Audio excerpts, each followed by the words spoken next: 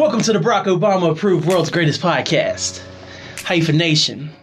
I'm your host, Kellen Conley, and I have a very special guest here with me today because I discovered something, fully discovered this thing that I've mentioned on the pod before, not too long ago, and I just had a certain someone at work who I was able to geek out about it with, and then he's like, a few weeks later, he's like, oh, I'm going to go see Hamilton. And I was like, you asshole.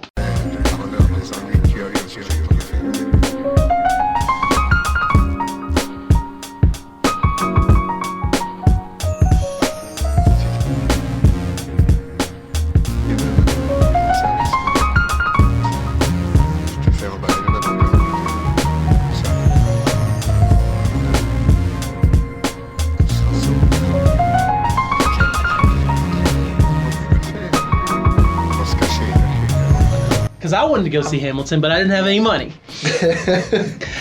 couldn't get it. You have to have money. You gotta have money to go see Hamilton most of the time. Yeah, it's true. They just didn't fit in the budget. Plus, I had a great Christmas, so I wasn't going to say shit, to be completely honest. But today on the show, I have Tyler Kovar. And Tyler and I have been working together for over a year now. And he's the one who went to go see Hamilton. And so, how are you doing today, Tyler? And Kellen's the one that's jealous about it. Absolutely. I didn't want to talk to you that day, the day of. The day so you're that like, I'll left. bring you something. I'm like, okay. Fine. I had to bribe him with presents. Pretty much. I'm good. I was like, better. I'm a size XXL. Yeah. I didn't even look at the shirts while I was there to see how much they were. They were probably like stayed away from it. Yeah, I don't blame you. The fact that roasted nuts are like $8 a bag. Yeah, I can't imagine what the friggin' magnets would cost. Funny story that has nothing to do with anything. A few years ago, we went back to my hometown, me and Angel and Aaliyah. We went back to my hometown, Winchester, Virginia. They do this thing in May, the first weekend of May, called the Apple Blossom Festival. And on the Saturday, they do the parade and everything. And Aaliyah's been going to parade a couple years. She absolutely loves it. But we always get a bunch of food, and we get some seats. The seats are real cheap and stuff, so we get a nice little view so Leah can sit down and watch the parade and stuff. And Angel got these Bavarian nuts. I want to say they were pecans, and she got the big ass bag. Of course. And I was like, how much were those? Or either she said it or I asked her. I'm pretty sure she said. She's like, these were $20. I was like, you spent $20 on Bavarian nuts? James did that before. He jokes about every time we go to the Benedum Center, he's like, I'm just going for the nuts. And I'm like, well, next time I'll pay for a seat for myself, go in and buy nuts and throw them out the door at him. And I can enjoy the show instead of spending all this money for two people to see the show. Right. He normally enjoys the shows too. However, he's always like, they better have nuts. Yeah, so last year, we were down there, and then she's like, I think I want to get some pecans. I was like, get the small bag. Yeah.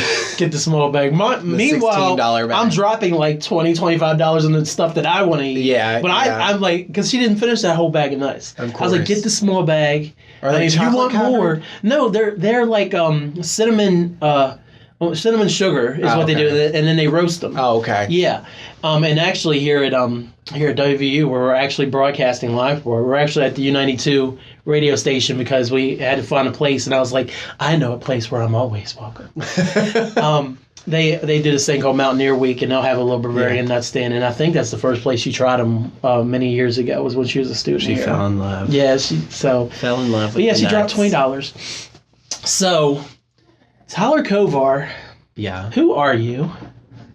I'm Tyler Kovar. Nice. Okay. Anyway. That's all.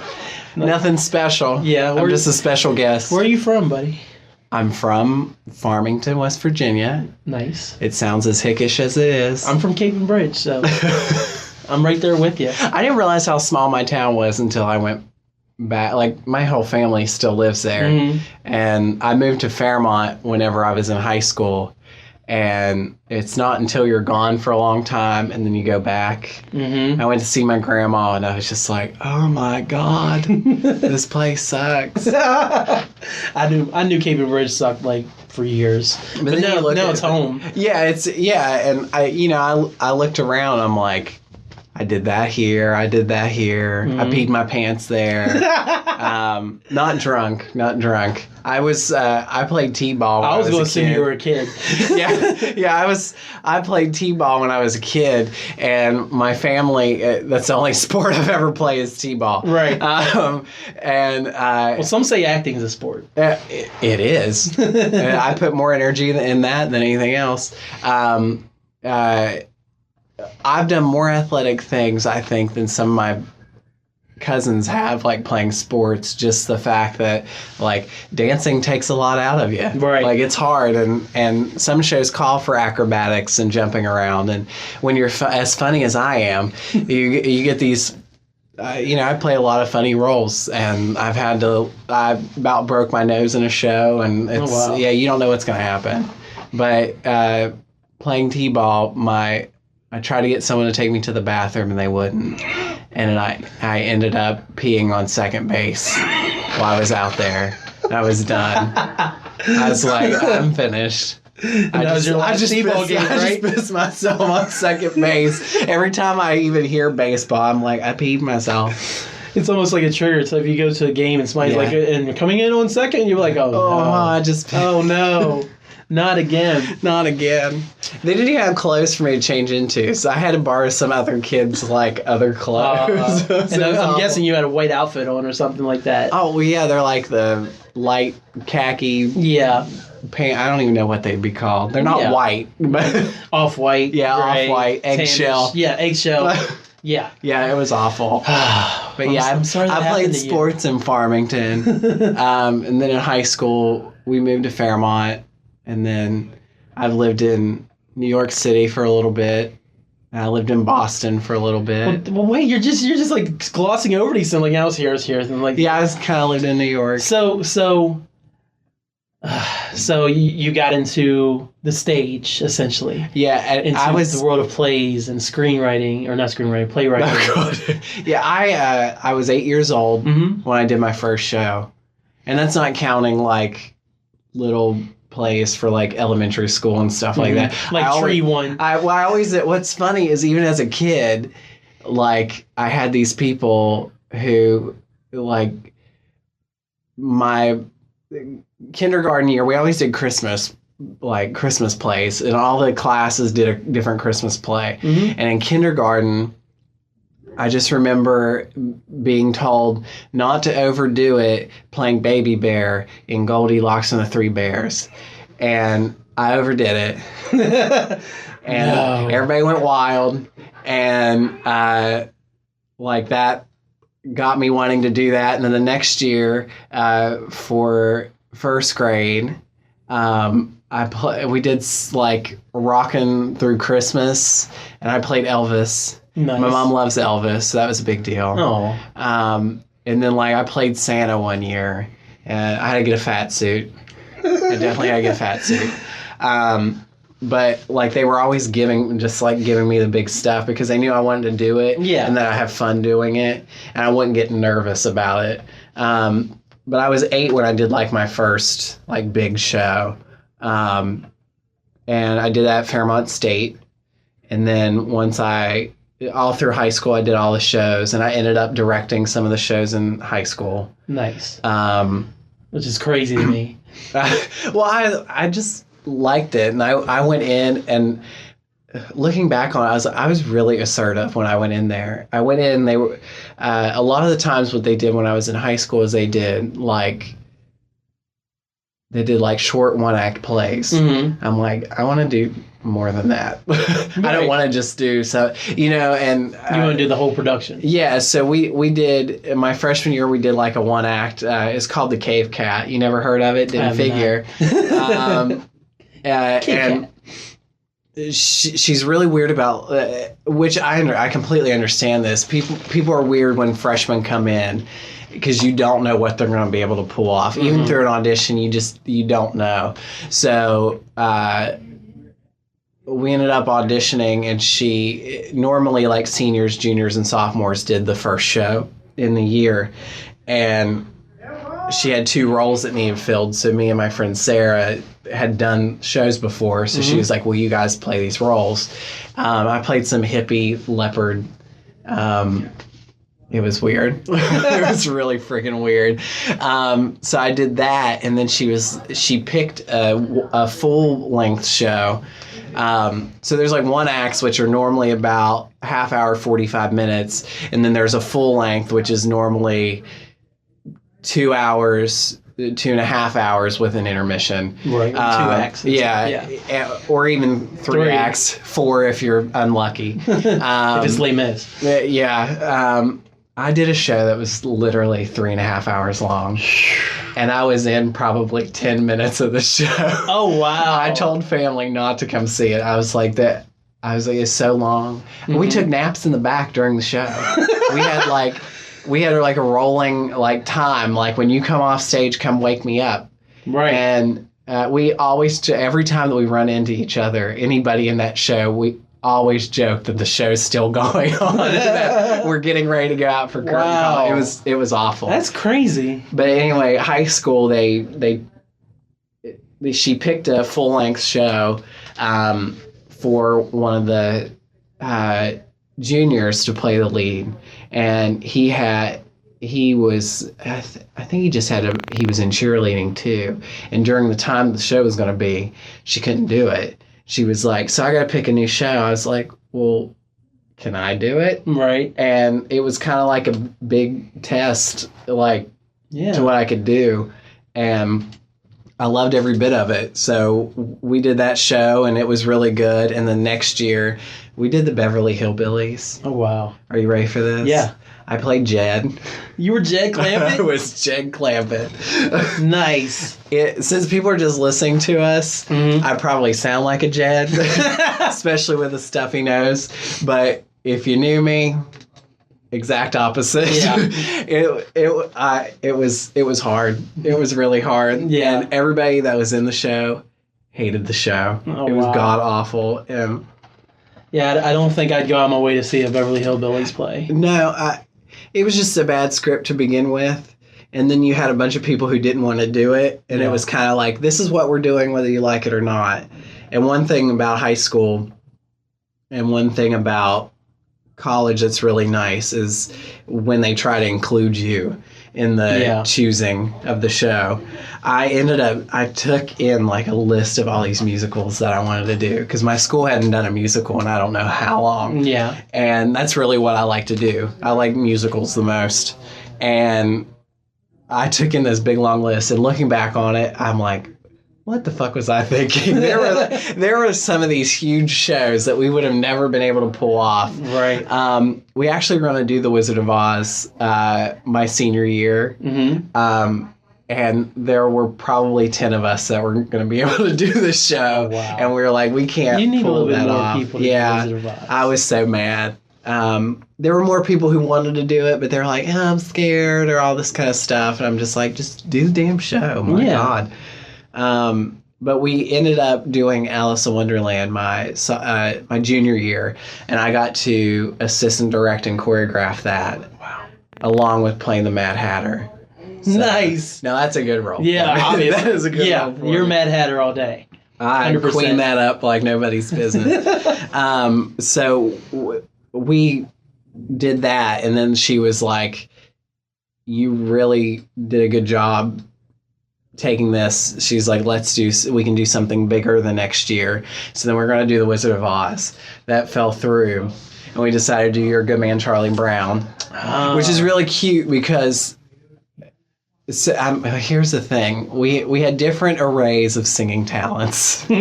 Of course, high school.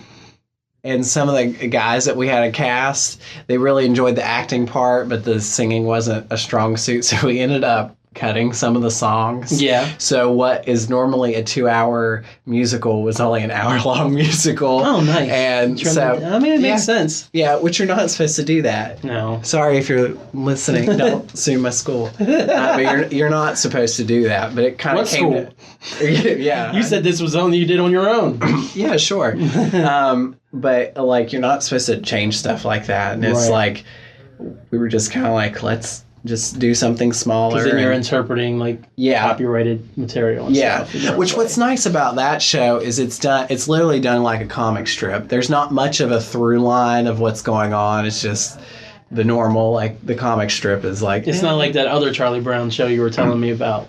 Oh, with the adult characters. Dog Sees God, Yeah, Dog Sees God. Yeah. So it was fun to literally do my senior year. I played Snoopy and directed and choreographed You're a Good Man, Charlie Brown. Mm-hmm. And then the next year, when I was a freshman in college, I got to play like the Schroeder character in Dog Sees God. So I was like, that's really fun. Yeah, actually, after you told me about that, I haven't seen it, obviously. Yeah. But I did mention on the podcast. Now that's a one act. Right. That is so good. Yeah. Because, and it also clips along, it's really relevant, and, you know, it's about bullying and kids in high school partying and doing drugs and drinking and suicide, and, you know, it flips the whole Charlie Brown narrative on its head. Yeah, it just blows it up.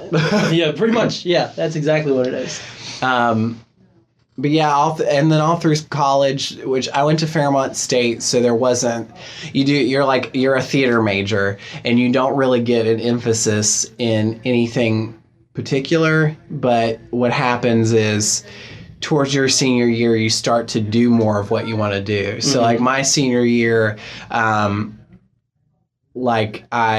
I ended up writing a one-man show my senior year, and that was my senior project. Oh, nice. So I performed this one-man show. And what was it called? Called I Am What I Am. I Am What I Am. And what I did is I interviewed different gay men from different ages and took their story and went through and talked about the different ages and things like that. Oh, you're good. You're fine. We're live. These things happen. Yeah, it happens. It's all right. But so I interviewed all these people. Mm-hmm. That's fun. Yeah, it happens. It happens. What else? I get ready to do a broadcast, so it makes sense. Yeah, it makes sense. Yeah. We went and I interviewed gay men from different ages, like I said, and I took their interviews and tried to find like things between them, and I ended up doing like I started the show out and I was like a kid who just discovers that maybe he doesn't like girls, maybe he likes boys, and then I did like high school, and I ended up playing two friends talking to each other, and one came out to their family and they had a wonderful experience, and it was kind of a funny little skit that I did telling about this guy coming out to his family, and then on the other side I had this guy who didn't turn out well, and he's like, I need to move from my family because they don't accept me anymore. And I just worked my way through different age groups, and I did one where... Is there a video copy of this? I did it 3 different times and changed some of them, so there are actually 3 different videos. Wow. I would love to watch that, honestly. Because I did it for my senior project, and I don't know how I pulled it off. Like, literally, I rehearsed like the night before, and I did it, and it was just perfect. I was like, oh, awesome. Cool. A+. Right. A for last-minute effort.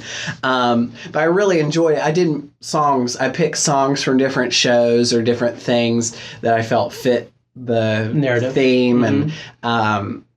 So, like, there was this one song that I've always wanted to do from Addams Family, the musical, and it's called Pulled, and it's talking about being pulled in a new direction, like, because Wednesday sings it, and she's like, all I want to do is shoot people, and I hate life, but there's this boy, and I love him, and he's taking me, so the first person was like, I kind of like boys, I'm being pulled in a new direction, like, and so I kind of framed that one around that song. Okay. I played, like, there was only one person that I didn't put a song with, and that's because I played, like, some guy at a bar that you wouldn't necessarily think was. Right. And he's like, but I am, and this is, I can like sports, and I can like this, and I can also like this, and I can be like this, and at the end I'm like, don't expect me to sing fucking fairy songs. Don't expect I've met some guys like that. Exactly. So, because I wanted to do like a range of it, but I did it for my senior project, and there's I can't even remember what the thing is called. There's something that thesis. Not thesis. Well, no. I did it pretty much for my thesis capstone project. Yeah, capstone. That was what I was trying to But then there's something that goes on at Fairmont State over the summer. It's like a week or two long, and they get kids from all over the state of West Virginia to come, and they do different art projects, different. I can't remember what this is called. What's up, everybody? What up, though, from my Detroit people? My name is Kellen Conley, host of the world's greatest podcast, Hyphen Nation. And also, I am the founder of the Hyphen Podcast Group. Now, you may know some of our great shows like mine, Hyphen Nation, or I Black Man Podcast, or Catch the Show, or It's Like a Podcast, or whatever, or Browns in Our Blood if you're a Browns fan, or just an NFL fan in general, or Lemon on the Edge, or even Victory Jump Off Radio. But I'm here with a special announcement. Hyphen Podcast Group now has a Patreon page. Now, I didn't want to do this because, honestly, we're working on getting our numbers up. But what happens around the middle of the month is our web hosting, which is graciously provided to us by Eric Jordan of Browns in Our Blood. We forget to pay it because we have other bills, and then the site goes down. What happens is normally Catch the Show comes out on Saturday, and by the middle of the month on a Saturday, well, the site's down. And then I got a show I got to promote, and I can't do that. I mean, I can on Instagram, but I don't feel right not having everything on the site because the links on Instagram say link in the bio.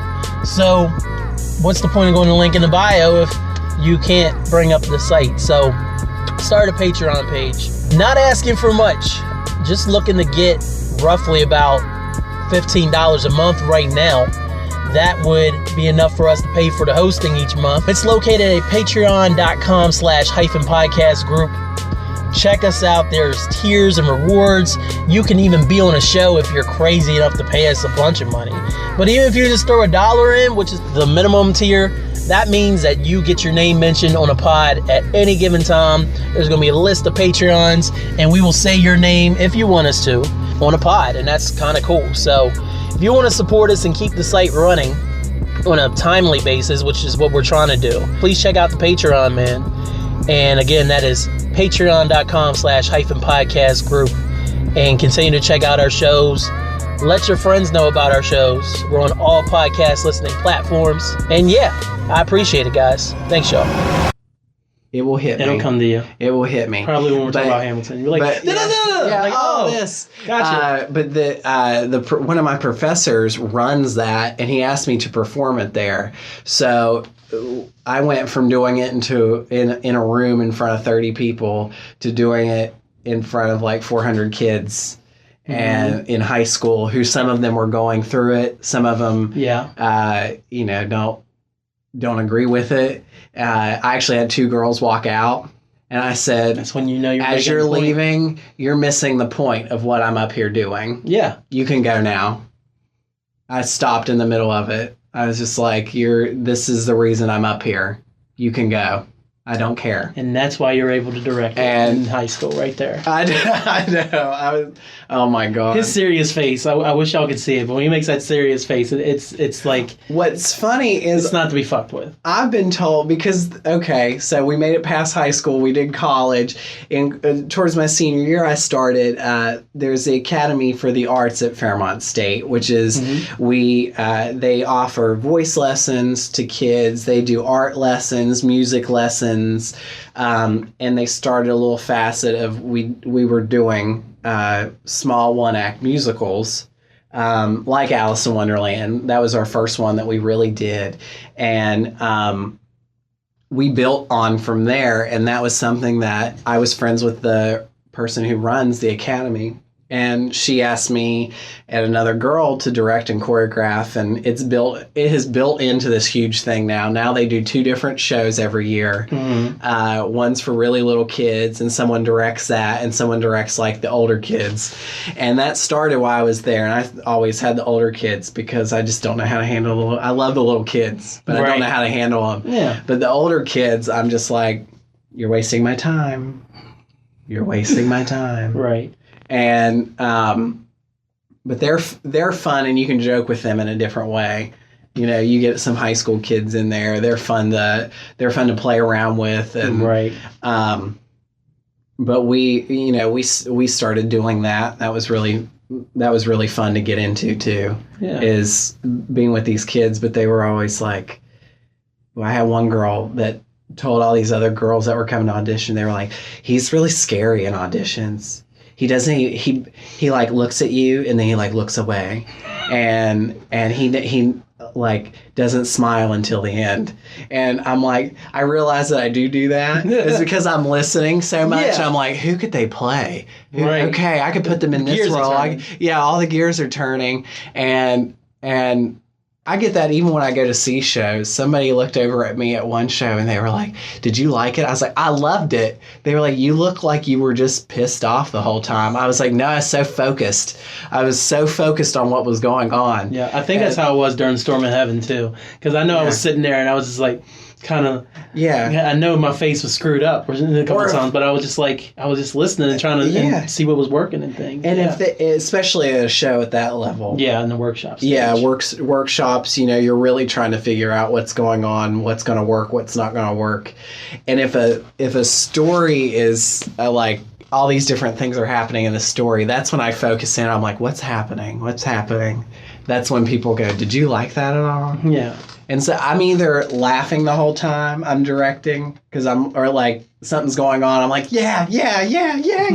Or I'm really quiet and just because like good things are happening on stage, I can be really quiet. And people are like, he's really quiet. You're just taking it in. That must have been really bad. I'm like, no, it's great. Let's take it to another level. Let's fix it this way. Yes. So, and I've directed the college kids.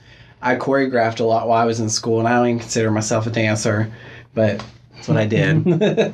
I like choreography. I don't know the dance like words. Yeah, I can't tell people do a.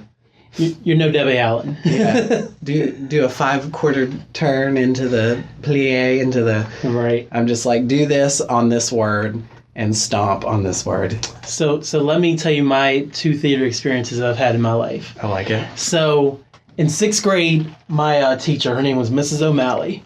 Crazy, wavy. She kind of reminds me of Frankie from Grace and Frankie. Okay. Yeah, a little like Lily Tomlin's character. She was that person. That's the kind of teacher I had. I like it. And she's supposed to be just our general teacher, 6th grade teacher for the year, all kinds of subjects. And she's like, we're going to do plays and da-da-da-da. I love how you kind of sound like Miss Frizzle.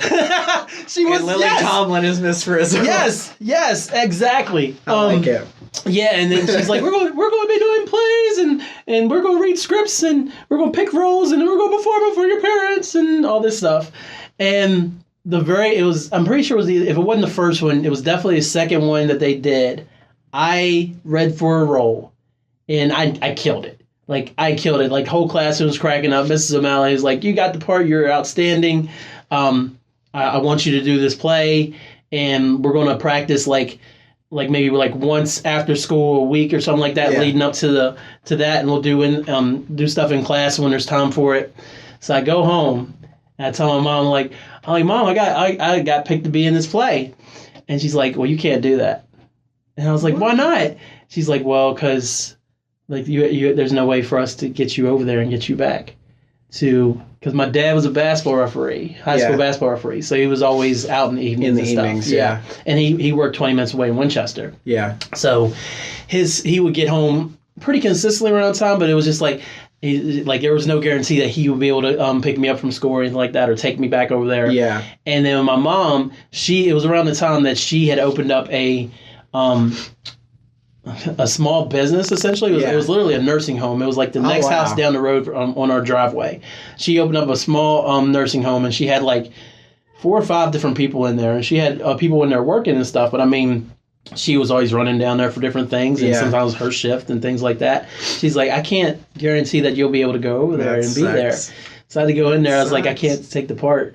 And so I didn't get to do the part. And then the rest, any other plays that came up that year, I didn't even try to do because I knew. But we did end up doing the play for, like, during the school day. We went down to, like, the local church and did it for, like, I can't remember the group now, but it was just, like, kind of like not senior citizens. That's what the word I'm looking, like a senior center kind of thing. Okay, yeah.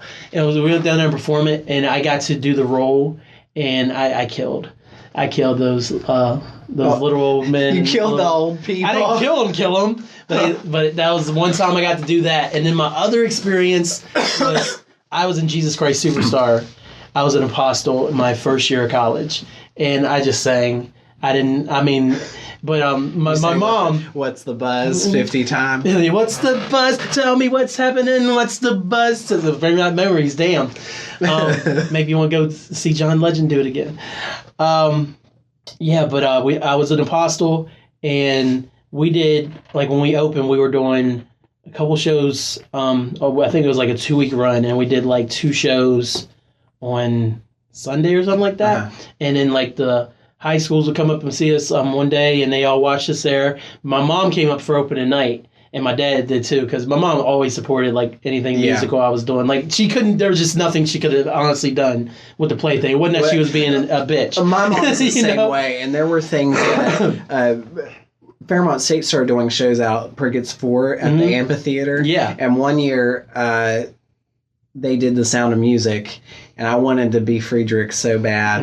I was the age for it. I could have done it. Later I had the director go, I really wanted you to show up. Right. But I didn't audition for it because I didn't want to have to make my mom drive all the way out there. Yeah. She ran, when I was a kid, she ran around with me everywhere. Theater is the reason I got my car. My first car is because they were like, you can drive, we trust you, we would rather you drive to school, have rehearsal, and drive home than us getting home from work, coming back out, going home, trying to fix food, this. So I understand that struggle 100%. Yeah, but she always supported me, even my terrible offbeat rapping back in the day. She's like, yeah, that's simply great. Loved it. And then she came up and she watched it, and she's crying and everything. And I was like, Mom, I didn't do anything. She was like, you were just so good up there. Like, you were the most expressive apostle, and you were making facial expressions and all these different things. What was going on? You were just really invested, and I was so proud of you. My mom cries at everything. Yeah. Let me tell you, everything I do, she was like, I sent her videos of me singing. Like, I sang somewhere and she wasn't able to go. I just did one song. I like played it for her later. She's sitting on a couch. I'm like, what's wrong with you? She's like, I'm watching you sing. Oh, man. And yeah, it's ridiculous. Yeah. During my senior project that I did, there's a part, the song that I put with the kid that came out and his parents wouldn't accept him. It's a song called Blessing. Okay. It's by Scott Allen. He's such a good musical theater writer. And I came across the song. I was like, I have to sing this.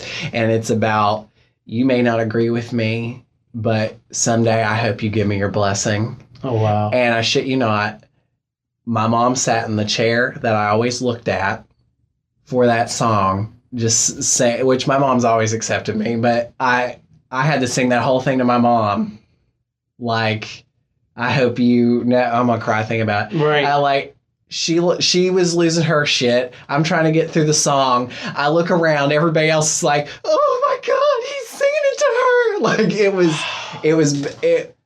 it was so fun to be able to do that. But like, I started the song singing to one person, and then there's a part where I changed it to singing to the actual parents. So I turned, and as I was turning, I saw her and went, fuck, she gotta be right there. She's gotta be at my angle. She's right in the eye line. And even the people in front of her were like turning around like, oh shit.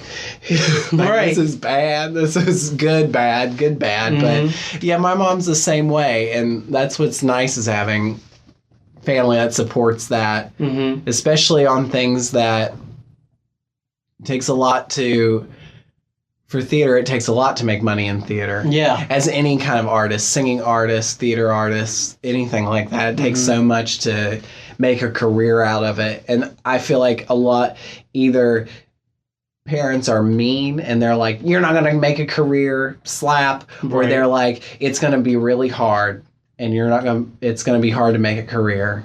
But if it's what you want to do, go do it. Yeah. And that's how my family always was. Yeah, my parents were always supportive. My dad was always kind of like maybe you should go on the computers, you know? Like, he was never, And it's funny, I just watched Cloudy with a Chance of Meatballs. I don't know if you ever watched that movie. I didn't. I've wanted to. Yeah, I actually watched it last night with Aaliyah, and one of the problems is the guy's an inventor, the main character, and his dad just wants him to go into the sardine business with him. And he can't express himself without using fish metaphors. And the whole movie, he's trying to tell him that he's proud of what he's done, and he even tries to tell him at one point, he's like, maybe this isn't going to work out for you and everything. He's like, you never supported me, Dad. But it's not his dad didn't support him. It's just like he didn't know what to say. He literally couldn't get it out. Yeah. And stuff. So yeah, and even the last time I saw my dad, I was fixing someone's computer. It's like, I always said you should go on computers. I was like, I didn't want to go to computers. I knew, Dad.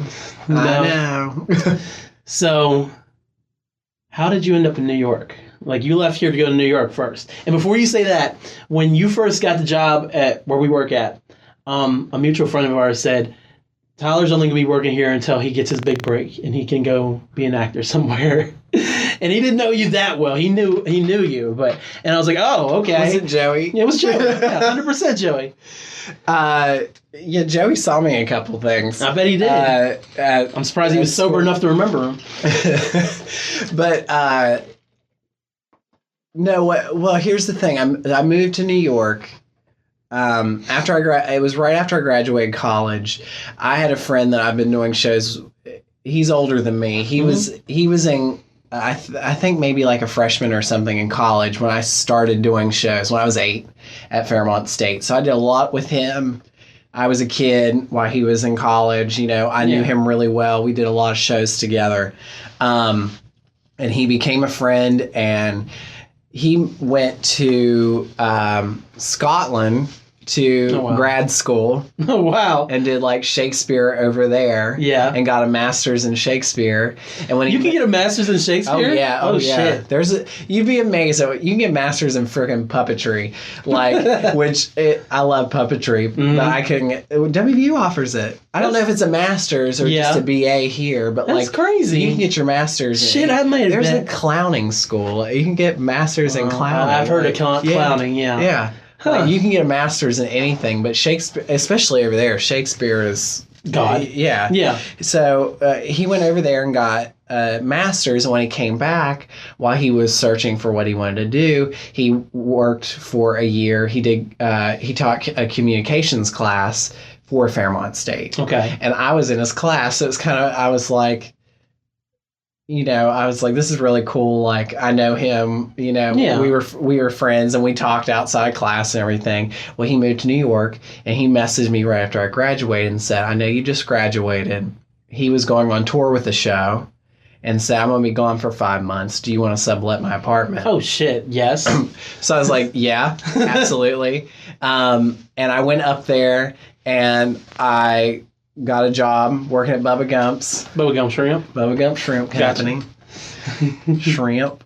I worked there, and while I was up there, I saw every show I could freaking see. Every night that I had off, I was going to a show. And what's good is you find different ticket outlets, and you're paying $10 to see this show that everybody else is paying $150. Yeah. And I lived up there for a little bit, and he was supposed to be coming back, and it wasn't what I wanted at the time. I didn't audition for anything up there. I felt I was actually talking about this to somebody this morning. Mm-hmm. It has hit me since that part of that was fear of rejection. And part of moving back was I've always wanted to open my own theater company. And part of me said, you're not going to be able to do that in this city. Why stay here? So I was I wanted to get out, go to a smaller city, open a theater company, and have a family. Yeah. So that hit me while I was there. But since I've been back, I've also gone, I wish I would have stayed a little longer. Yeah. I wish I would have stayed at least a year, if not more, and actually tried to do some things. Maybe tried to get out and do some shows here, do some shows there. So you took in more shows than you didn't even. I didn't audition for anything. Yeah, you didn't. I didn't audition for a thing. Which is nuts to me. I went up there and honestly, I was busy and I didn't even know where to start. There were other people who either grow up there and they know the ins and outs of what you need to do, or they are people who have come from a place that is prepping you for New York. Okay. And one good thing about Fairmont State is they try to get you to understand that there is more than Broadway, which has never been a goal of mine. Just because I moved to New York doesn't... All the auditions happen there. Yeah. It's not just Broadway that's happening there. Auditions for touring shows, auditions for shows out in Montana, shows in Kansas, shows in Florida. They all audition there because everybody... Happens. And then you travel to do the show. And so Broadway was never necessarily a goal of mine. Yeah. Would I have loved it? Of course. But that was never my straight shot. So I think while I was there, I was just kind of like, I don't know what I fully want. I know I want this theater. I want a family. I don't, and that's not going to happen here. Yeah. So I'm going to go ahead and go. Okay. And get my shit together at my house. Came back, had a nervous breakdown. Glad that happened at my mom's house and not in New York, at an apartment in New York. Yeah, no shit. I did have friends up there. A lot of people that I went to school with actually had moved up there before I did. So I didn't live with them, but like we all worked together. Yeah. So it was nice to have some friends there. Right. And actually one of my friends that was there, she was going through the same thing I was. She's like, I'm not doing anything while I'm here. I've loved my time. She lived up there for 2 or 3 years. Okay. She's like, this isn't what I want.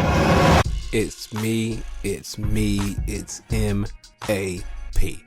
What up? It's your boy Miles Amadeus Proud, our Black Man Podcast. Here to tell you, first off, if you're here, you ought to be listening to some quality shit. But you already know that because you ain't no noob. Kev, what you on right now, man? What's this like the 15th installment of your pie series? He's been at this for a minute. It's at the point now to get the competition. It's like the McDonald's with the numbers up on the board. Cows are gonna start coming in like just turn me into a Happy Meal. It's inevitable. I can see from the profile number. You see what I'm at? I'm over here with the Hyphen podcast group. You know what I'm saying? Over here like Kevin Durant getting rings. But anyway, just know if you're listening to Hyphen podcast Nation, first and foremost, you're listening to quality. You're listening to realness. And you listen to a podcast that I'm not going to lie, I've sat and listened to and tried to hate and I couldn't. That's just being real. This is a man who you can wake me up of a drunken stupor. I can give you 5 things I hate about any member of my family. But I can't find one thing I hate about this podcast. It's good and it's quality. And it's coming from me, Miles Amadeus Proud. Crotch-grabbingly great, Miles Amadeus Proud. Check it out. This is quality stuff. This man shits excellence and pisses perfection. You take it from me, Miles. Be slow to speak and quick to listen. Take it away, Kevin. She's like, I want to do theater, but not here. She's like, I'm so thankful for my time here. And I'm so thankful for my time there. And the same thing about Boston. We weren't up there that long. I didn't have time to audition for anything in Boston, but there's theater there too. Yeah, obviously. So that's something that I don't regret that at all because that was a whole bunch of different circumstances. New York, I'm like, I wish I would have stayed a little longer. No, I completely get it. My sister-in-law lived there for 3 or 4 years, and now she lives in D.C. and works at the Capitol and stuff. She's like fancy like that. I went to the Capitol. She was all like, Angel went up there and spent some time in New York, and my brother-in-law Christian went up there and spent some time in New York. And I'm the only one that never got to really go to New York because I got to take her up there and we had to come right back the next day. But I still have never been in New York like that. So, and I mean, that's kind of one of my things. I was like, I want to go to New York and I used to go take it in once or twice a year for at least like a long weekend. Like even before I moved up there, like I had started to go up.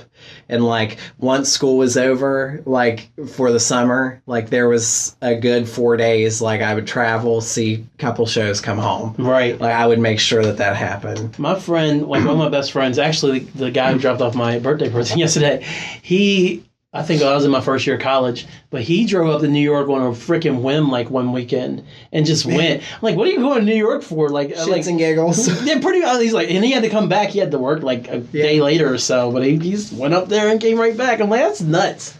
But I mean, I don't know. My friend, he did that. They put an air mattress in the back of the car. Mm-hmm. They swapped out driving. They parked in a parking garage in Times Square. They went to see a show, went back, slept in the car, in the parking garage, and then went to see another show, and then got back in the car and went home. Oh, wow. Yeah. That's dedication. Yeah. I like it. Him and 2 of his friends did that. All right, so... Are you ready for this? This is how I'm going to segue to Hamilton. Okay. I was getting ready to segue myself. I know. It's like, we've talked a lot about me. I don't hate it, but while I was living in New York, it was about a week before I left, someone came to me and was like, are you going to go try to get tickets to Hamilton? And I said, what the fuck's that? And they were like, Hamilton. It's a new show off Broadway that everybody's going crazy about. Yeah. Everybody's going crazy about it. And I'm like, I didn't even have time to try. And they were like, it's blowing up. Right. They were like, it's already because it was blowing. at the Public before it went Richard Rodgers. Just Richard Rodgers. No, right? Okay, go ahead. Sorry. Yeah. So making sure I know my shit. It had a different logo and everything. Oh, yeah. I remember scrolling. I have this app to get tickets in New York, and I was scrolling through. It literally looked like the dollar bill, which was. I thought that one was really cool. Yeah. Not as epic as the one they have now, but I was like, that's cool. But yeah, it didn't even register to me, and everybody was like. I felt like literally it was a week before I left. Everybody's like, Hamilton. I'm like, don't give a fuck. I want to go home. And so I still don't know that many people have seen it. Yeah. Only you and Nikki are the only people I know. No, I know 3. You and Nikki, and then a teacher friend of ours. Her and her family got to see it. She actually won tickets to go see it. Well, that's the thing. She's seen it twice now. When James and I went up to New York, we did the little lottery thing on the phone. Every time I've gone up, I've done that with the huge exception. Like, I know that I'm not going to get... it's not going to happen, so we might as well go get tickets to something else. But what's nice about that is those are $10 seats. Right. And I'm going to tell all the listeners right now, I did not pay $400 to go sit and watch the show. I can't bring myself to do that. I don't have the money to do that. No. I got Christmas money, and I paid $150 to go see it. It's not bad at all. So yeah, literally everybody I've talked to, they're like, I paid $450. I'm like, please tell me that was for all 4 people that went. Right. 1 ticket. I'm like, no, I can't do it. I would do it. If I had it, I would do it in a heartbeat. Here's the thing. I feel like if I had it, number one, if I had it and I went up to New York, I would be like, I'm going to see everything. And but what's funny is, I mean, people when we went to New York, people were talking about it, and when James and I went to New York, it had already become the thing that it is. Yes. Because whenever I moved, like I said, it was off Broadway. Since I had been gone, it had moved to Broadway, blown up, and James and I went up, and everybody that we talked to at the different shows that we went, they were like, we saw Hamilton, and we asked everybody, and not a single person said under $450. Yeah.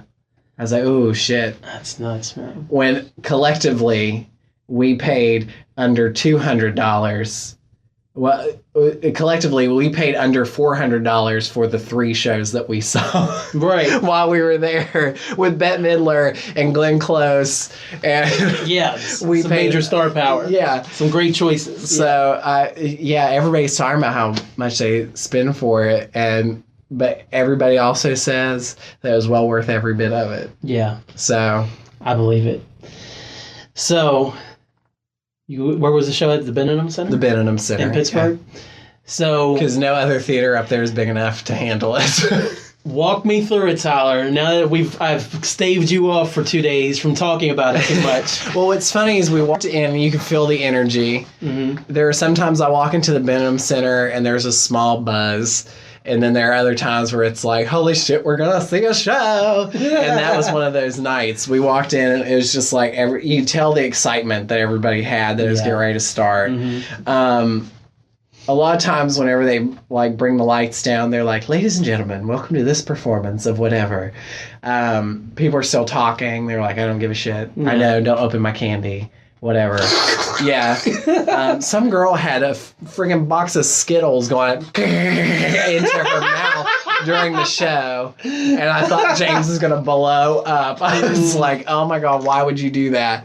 But literally the person came on and they have King George doing the opening speech. He's like, hello. Nice. Welcome to this performance of Hamilton. And so he does this introduction. Everybody got quiet. It was like, it is starting. Shut the fuck up. Shut the fuck up. And what I like about the show is there's no overture, there's no nothing. It's all of a sudden, because some shows I've heard start out like that, like on the recording, it just get dun dun dun dun dun. One show I'm thinking of is Legally Blonde starts out, and it's just like boom boom dun, dun, dun, dun, and it kind of goes into the first song. Yeah, there is an overture to Legally Blonde. So this whole time I'm like, is there an overture to Hamilton? No, lights went out. Dun dun dun dun. dun. We're rolling. During that, Burr's just walking out, and it's like, bam. How does the bastard, orphan, son of a whore? Yeah. During the whole first song, like, everybody's just quiet, like, tense, listening. And then, what's your name, man? Alexander Hamilton. Here's the thing, it was not nearly as big as some of the original when Manuel was up there. Yeah, it's not nearly as big as that. Right. But still, it was really still fun. His show. Exactly. He walked out. It was just like when you watch a movie and they finally say the title, you're like, oh, they said it. It was like finally he said it, and it was like, oh. And the staging of the opening is so fast, and it's like in no time it's done. Yeah. I don't know how long the song runs on the... It runs about 4 minutes, honestly. It felt like a minute. When I first listened through to it, it was really short. Yeah. I mean, it was really long to me, but now, anytime I listen all the way through, I feel like I'm already at my shot. Like, no time has passed. Well, that's the thing is the shit... I mean, all of a sudden, my shot started, and I'm like, we are in it. Like, we are going. Yeah, because Aaron Burster is only 90 seconds, really. Yeah. Yeah, it's real short. It's... the end of the song, it erupted. You know, everybody just went nuts, and the build up to it is really good. Through the whole song, it's just building, and all of a sudden it's like, we fought for him. Me, I died. That all is so quick, and they have all the lights popping up on everybody. It's me. Like, oh. I'm the damn fool that shot him. And it's like everybody's moving, and then bam. Right. And everybody went crazy. The guy who's playing Hamilton on the tour now, some other guy was playing him on tour, and he was his understudy. Okay. So now he's doing it officially. Okay. So the other guy's gone. It's his shot. Yeah. He did not throw it away. And the build-up really happens to my shot again. You know, it's like, some things are going on, and now we're my shot. And my shot is another one that just, through the whole thing, everybody's like, you can just tell people are doing this, bobbing their heads, and moving with the music and stuff. That's one thing through the whole show. Every once in a while, I like to look around. As a director, too, I like to look around at the audience's reactions. And plus, being back where we were, there were people in front of us, and I could look down, and there was always somebody bobbing their head, jamming to the music, because this music is jammable. There's no way you can. It's hard for you not to do that. Yeah. I know, and... I love my shot. I love the opening number, but there are always the ones that you like that are your songs. And when those songs happen, you just get so excited, and it's something that's where this show has gone to. Is people get so excited for these numbers. I can't imagine someone I would have been worn out if I would have been 100% in love with every one of these songs. You know what I'm saying? Yeah. Like people who are just like, I'm obsessed. That would be me right now. Yeah. Which I love all the songs. They're all perfect, but there are some of them that just are like, I could just repeat that one song over and over and over again and be a happy little duck. But I mean, I would have been worn out. Yeah. I completely understand. So Schuyler Sisters, was that first moment that you're like, oh God, here we go. I did, and like the music started, and I was like, oh, here they come, in all their goodness. That's helpless. Helpless. Like I literally shifted in my seat because I just love that song, and I was like, oh.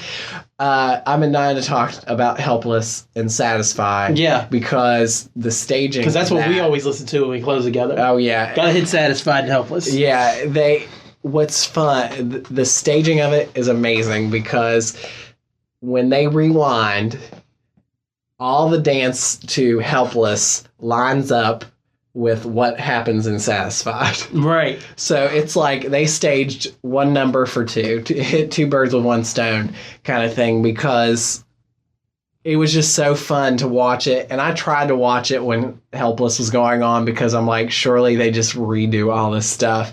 And of course, it's not to the beat of the original song. Yeah. So there are some liberties taken. But honestly, like it was kind of seamless how they just went back and like redid the whole song and did it through Angelica's point of view. Yeah.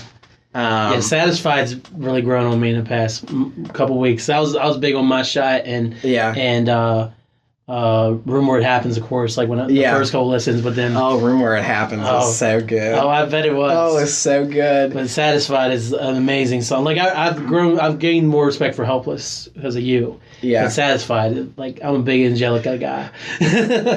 When I get a song in my head, you can ask anybody who's been really close to me. I drill it until everybody's sick of it. Right. When Timber came out by Kesha, I'm not a big fan of hers, but I love Timber. Oh, all my friends were like, I never want to hear Timber. I actually have a version of Timber on my computer that has no Pitbull on it, and it's just her singing because all the better. She killed it. For a moment I heard that hook, I was like, oh, that's a winner right there. That's money. That might be one of the best hooks she's ever sang in her life. I'm just like, I don't even care about the rest. Any other song in the world. I love Timber, and all my friends hate it now. They hate it. They're like, when it comes on, I'm like, fuck Tyler, and play something else. Right. But Helpless is that song for me. I was like, I'm gonna ruin it. It's a beautiful song. It's just fun, and honestly, it's one of the more. I think one thing that makes me like it so much is it's more musical theater. It's one of the more. It still has. What I like about it is it has that, like, for lack of a better term, like a cadence that maybe a rap song has. That I have never been the type to like that hit and that flow.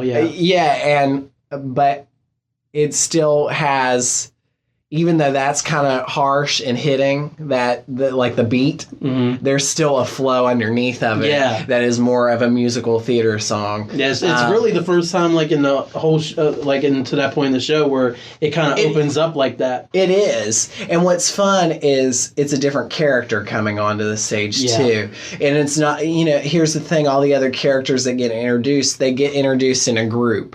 I feel like that's one of the first solo moments that is not Hamilton himself, because My Shot comes out and it's mostly him. Because Burr hadn't even really had his song. No, he hasn't had anything. Right. I mean, he's done all of his narrating. Well, that's not true. There's one person who has a song all by himself before that. Who? You'll be back. That's before that? Soon I thought that was after that. No, You'll Be Back is before... It's before Helpless and Satisfied. Oh, yeah. Because Schuyler Sisters, Farmer Refuted is like, he not the rebel. Yeah, he comes in. Okay. Yeah, and then You'll Be Back. And you're right. Yeah, so he's the first. Yes. But what's funny about him is... And that's King George we're talking about. Yeah, King George is such a different part. He comes on and you're like, I'm so happy he's here. Yeah. He came out. He had more swagger than anybody else in the whole show. I'm not even kidding. He has to. He does. Exactly. He's a king. It's the character. But silence. A message from the king. Yeah. that happened, and there was another shift in the audience. Like, everybody got really excited, partially, and did I read it for sure that he was from Pittsburgh? I thought you told me a couple times that you were pretty sure. I wish I had brought the damn thing with me. It doesn't say in the program, but I'm pretty sure King George singing in Pittsburgh. I think he's from Pittsburgh, and he came out. Everybody clapped for him. Like, it was a grand entrance for Grand King. Right. And he just kind of made his way up, like, I'm going to take my time. And he just comes center and just sings and kills it. Right. He makes his way up closer. What's fun, I think, for his character is he comes out with the big cape on for the first song. Yeah. And then the other two, he loses the cape. I'm Thomas DJ, top professional. I'm Scott McGregor, talented amateur. And we'd like to invite you to join us for our journey through every adventure of the Avengers. No, not that Avengers. You won't find any tights, magic hammers, or fancy shields here. But you will find some supervillains and some hot women in tight leather, so there is that. And champagne. Oh, yeah, lots of champagne. With Umbrella, Charm, and Bowler, that other Avengers podcast, covering the seminal spy series that lasted from 1961 to 1969 on an episode-by-episode basis. Join us as we explore the television series that helps shape pop culture. I mean, an icon out of Diana Rigg, Honor Blackman, and Patrick Dean. With Umbrella, Charm, and Bowler. That other Avengers podcast, coming straight towards you every month. Only on the Two True Freaks podcast network. Kind of like he's losing it in real life. Yeah, you know, which he was. He's not as stuffy, and I haven't read up on my King George history, but I mean, he lost the colony, so yeah. What I'm really excited about is I have the Hamilton book, and I'm excited to see. I'm excited when you read it, so I can read it. Yeah, I'm really excited to get into that and see how he went about doing some of this stuff, and I think just there's more at stake later in his two other songs. That's one reason the cape goes off is because the first one he's cool, calm, and collected, and he can be himself. Yeah, and it's like later, I mean, he's like I am nervous. Kill your friends and family. That's such a hard ass line, and to sing it in that with that much. I mean, you have to have. He's got a big ass shit eating grin on his face. I mean, he's saying it so sweet and delicate. I will kill your friends and family to remind you of my love. Well, what's fun is that's another one of those staging moments that there are certain things that you can see in your mind. Me as a director, I listen to songs and I can see a flow. Me as doing choreography that I've done, like I can see the flow of how I think things should move on stage during this. Yeah. Or when things are fast, like I was talking about in the first song, we fought for him, me, I died. Like all these quick, like, come in, demand the attention, spotlight on them, you know, really quick shooting, and then to other things that flow really well. That's one of those moments, like you can hear that when people are singing or in music. However, for that song, I can't remember if it's that one or the next one. The next one, what does he sing? The next one is What Comes Next? What Comes Next? So after the first one, there's a little bit of music that happens. I think it was after the first one. Why can't I think of it? And there are all these army guys that come out for him, and they're doing like a red little dance. Yeah. All the red coats, and there's a girl in a blue coat, and like they come up and like kill her.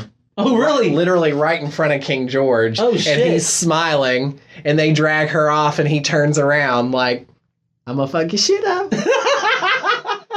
And that's something that you don't get on the recording. Right. And the only other thing that's not really on the recording, and he's talked about it before, is Lawrence. Yeah, Lauren's death. Because I was so confused, because I knew Lawrence died in there, but it didn't seem to, like in the cast recording, nobody says, oh, John Lawrence died. But I finally found it where, and I saw that Lin-Manuel had said in interviews that was the one part he wanted to keep for the people who actually get to see the show, where Eliza comes in and says there's a letter from South Carolina, and John Lawrence was shot by some British officers that didn't know the war was over. That's a wonderful moment too, because she comes in, she's like, "There's a letter," and he's like, "Oh, it's from Lawrence." Right, because it's right before I don't want to read it. And she's like, "No, it's from his father." Mm-hmm. Because he's busy doing something, and then he's like, "Oh shit!" Like he's running out. It's from his father. Something happened. Right. And what there's a moment where they look at each other. I forget what it said. Eliza and Hamilton. No. Or Lawrence and Hamilton. Lawrence is right next to Hamilton. Like Lawrence is in like a weird kind of like white spotlight. Oh, when they're doing a scene. Yeah, because he says something, or he says part of the letter or something, or talks while they're talking. And he has Eliza read the letter to him. And something is said, I can't remember what's said, but it's about continuing to fight for this. Yeah, for freeing the slaves? Freedom of slaves and things like that. Against slavery or something? And Lawrence and Hamilton look at each other, and it's like he's so deep in thought he can see him in his mind. And right. it was really cool to have him there. And those are the only two things that I feel like are different from the cast recording. Fun Hamilton rumor, not a Hamill fact. Hamilton rumor. There are rumors going around that Hamilton and Lawrence were lovers, possibly. Oh, I didn't know that. Yeah, no one's ever confirmed it. Like the guy who wrote the book, Ron Chernow. Uh-huh. He's come out and said that he's like, there's no evidence of that. And I mean, he wasn't like I'm against it. He was more like, there's just no evidence of that, and sodomy was illegal back then, and there's just absolutely nothing. Doesn't prove it, right? But I've seen several things saying that honestly Lawrence is probably the person he was closest to, Hamilton. Yeah, and his death kind of spurned him on into becoming the guy that he ended up being before Philip died. Spoilers. And it was just that they could have been lovers at some point. Well, even that aside, you can tell that they're closer than the other ones are during the show. And I think it's really cool that he gets to play his son later. Yeah. And he also dies. Right. I picked that up like after I really got in, started listening to it a lot. Because one of the things that Jefferson says to Hamilton later, when they're arguing about whether or not to help France against the British, everything, he's like, "Did you forget Lafayette?" And then Hamilton's like, "Lafayette will be fine," and everything like that. And then we never heard about Mulligan again after the first act, because he honestly his character became James Madison in the second half. Which I love that. I love it. I think what's going to be fun is later, 50 years when it finally does close, when other companies can do it. If, like, let's say a university does do it that has a lot of students, they can give those roles individually to two different people. Right.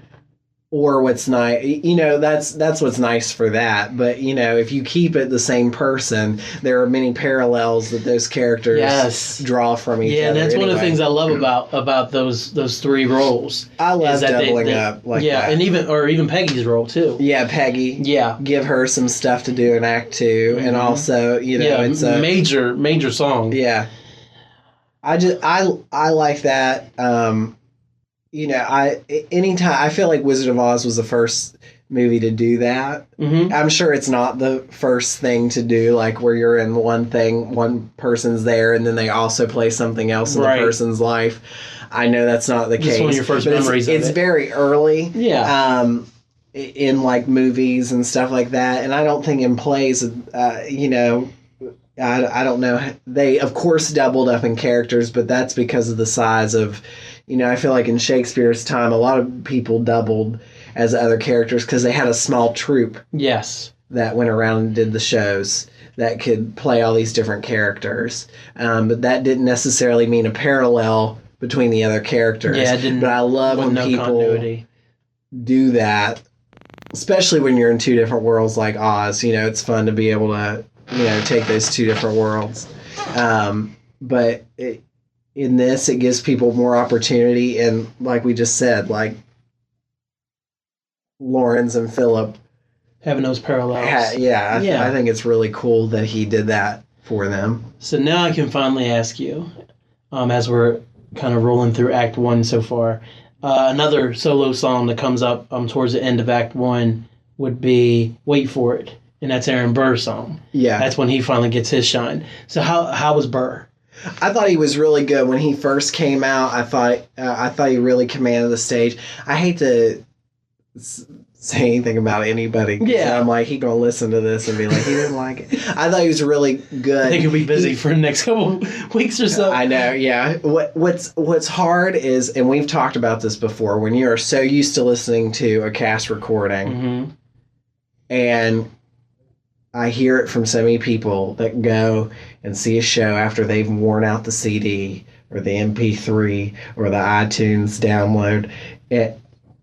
It just takes it from them. Yeah. When I saw Wicked for the first time, despite how wonderful that cast was, it was a shock to my system to hear somebody else. Dina and to go, yeah. And now the two girls that play those roles, my favorites. But at the time when they first opened their mouth, that's not a Dina. That's not, and that's such a downfall, especially when you are so close to. You are the first tour. You are the first person that people are going to hear sing this since the original. It's not like Wicked now. You can get online, you can find all these different voices singing those songs to death. Hamilton's not built. It's Wicked's been running for 15 years now. Right. It's not been like that. So I knew it was going to be a shock to my system, and I think his is one of the hardest ones that it was, because Leslie Odom Jr. has such a smooth, silky voice. Yes, he does. And this guy's voice was really good, but there were some moments where it took me out of it because it wasn't him, and I hated that for his sake. Yeah. Because Wait For It has a big change in the middle of it. Yes, it does. And that change again was another shock. Because it goes from being this little dancey kind of. Yeah. And then all of a sudden he goes, wait for it. And it's like, and then it turns into this whole different thing. That change was another shock. But what's funny is I felt like all of his songs, he either hit the beginning and the end, or it built up to this wonderful ending. Yeah. And Room Where It Happened, he blew my brains out at the end of that. He was so good on Room Where It Happened. There's so much room to find your sweet spot and just nail it. I felt like he had a fun time doing that song. I felt like he built up to the fun time. And honestly, seeing it, that was such a moment where I went, holy shit, like, that's the moment where it becomes Burr's show. Right. You're absolutely right. Like, it all of a sudden becomes more about Burr and less about Hamilton in that moment. Mm-hmm. That moment to the end, almost. Yeah. Until they take him off stage after he shot Hamilton. Spoilers. And sorry. It is literally Burr's show for about 30 minutes. No, I totally get that from the cast recording too. Because like I said, the first couple times through, I was like I really like Lin-Manuel, I really like Hamilton's character. But I mean, obviously, I appreciated Burr. But watching Burr's growth and like his life over the cast recording, and watching Hamilton's life over the cast recording, Burr's my favorite character. That's who I would want to play. Well, that's the thing, is sitting there and watching it and seeing how they interact more. Because a lot of times when listening to the recording, I've listened to it probably 2 or 3 times fully through. Mm-hmm. And then I've listened to it like 15 times all the way through. Right. I'm obsessed. Leave me alone. Go ahead. No, it's okay. I'm sure there are people who have just listened to it constantly on repeat. Now, like we've talked about before, is I have these songs that I go to that I'm in love with. Yes. And also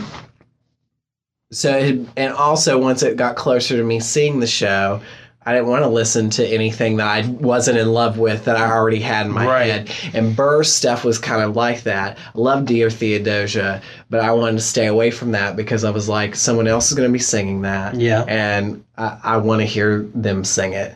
But seeing that arc of him and their influence in each other's life was really good. I mean, they are 2 lead characters. Yeah, and they really are. But the moment that it really hits you that he is a lead character is because honestly, towards the beginning, it feels like a supporting character trying to be a lead character. Yes. Through Act 1, it's like I'm a fun person to be the narrator of the story, to come out of the story and tell you the story. But then at the end, it's like, this is why I'm telling you the story. Because I done fucked up. Yep. And Odom won the Tony, right? Oh, yeah, he won over Miranda. And everybody, and here's the thing, this is a common thing for this show that people have talked about. I feel like Lin-Manuel Miranda would say it too. Leslie Odom Jr. is more of a singer and actor than Lynn is. Yeah. Lynn's good, but he had a lot of shit to worry about. Yes. I think back to that, I'm like, I would have a heart attack because he is literally fine-tuning the show. Already it had all this pressure on it because it started to blow up. You're trying to rework things to make sure everything works, and you're in it, trying to know your lines, trying to know your music.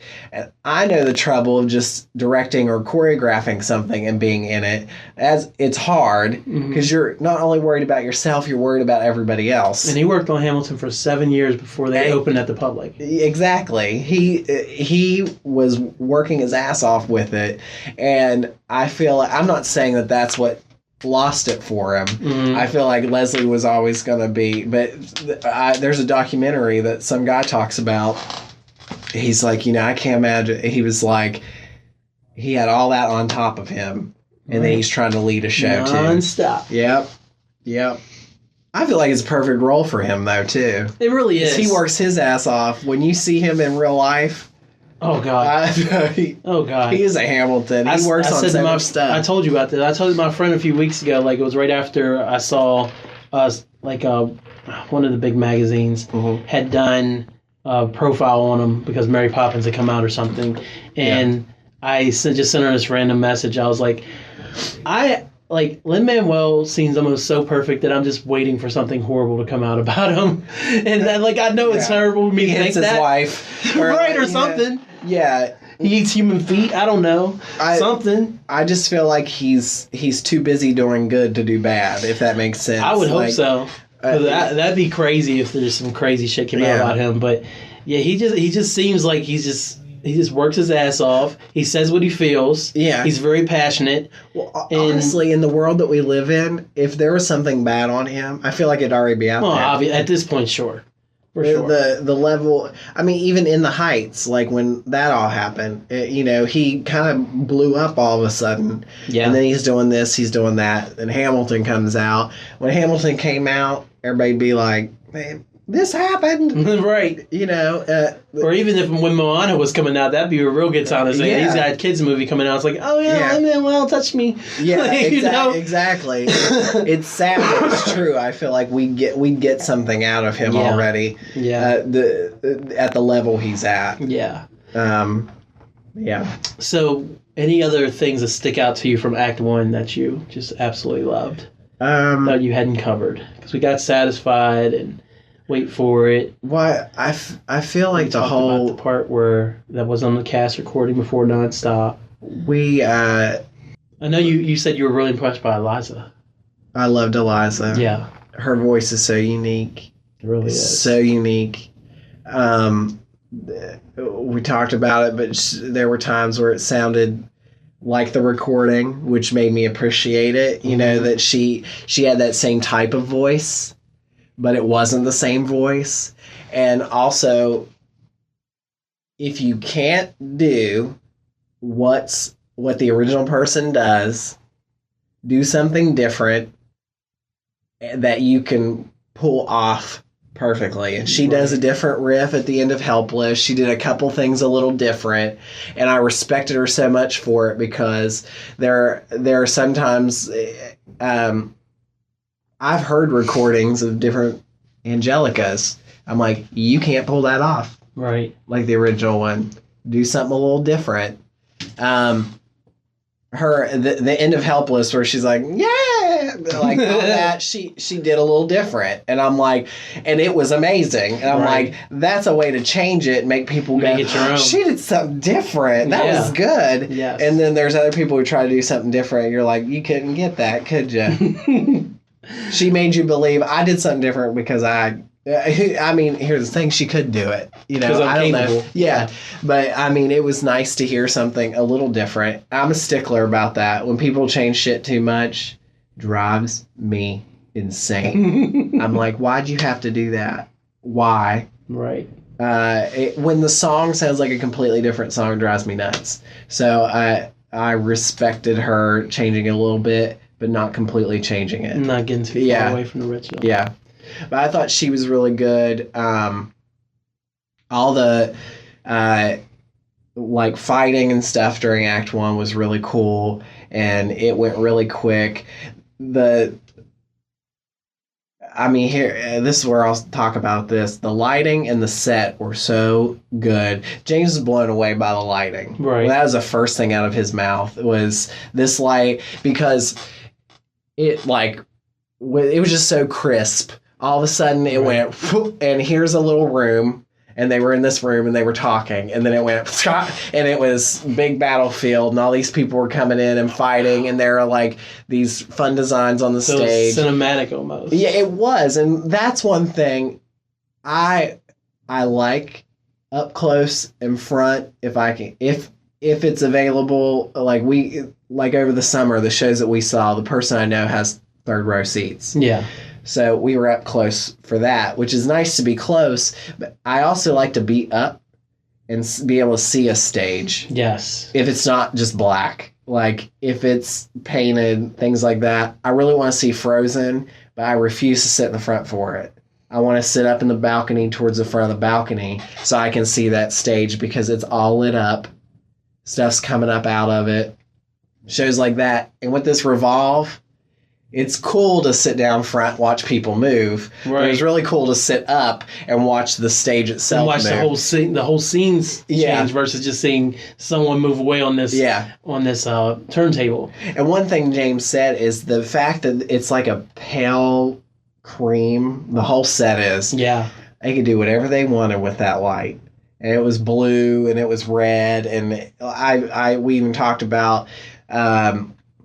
After King George's song, they sing about the troops on the water. The lights changed, and they were literally moving like water. Yeah. And it was all the ensemble worked their way forward like they were boats, and King George just went through the middle of them like everybody was on a freaking boat.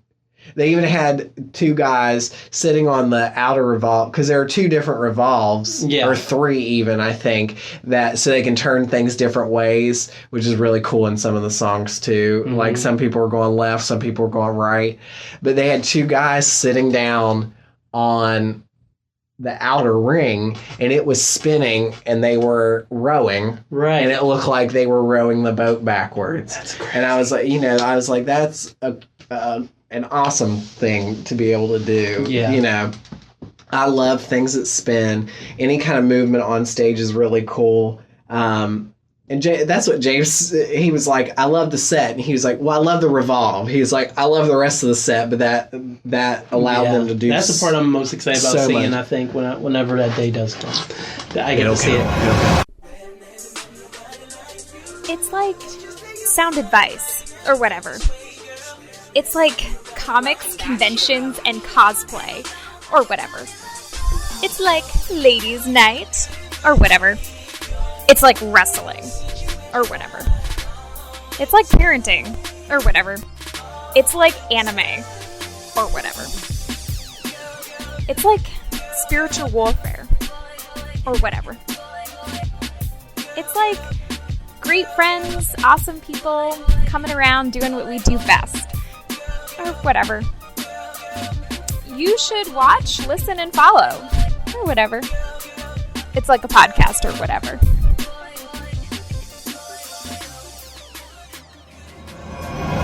So, how was intermission? Considering that James spent it on the phone talking to his dad because his mom was in surgery, intermission sucked. A little tense. Yeah, a little bit. Yeah. I was really afraid we were going to have to go. And I would not have blamed him for that, honestly. Yeah, we were really afraid for his mom. But we were 4.5 hours away. There was nothing we could have done that night, but we even he thought about leaving once we got home, because she was going to have to go into surgery again the next day.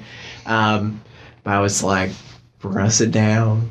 Let's let our worries go. Let's watch Hamilton. Yes. I was kind of glad that we had the tickets, because it got our mind off of some things and we could just see the show.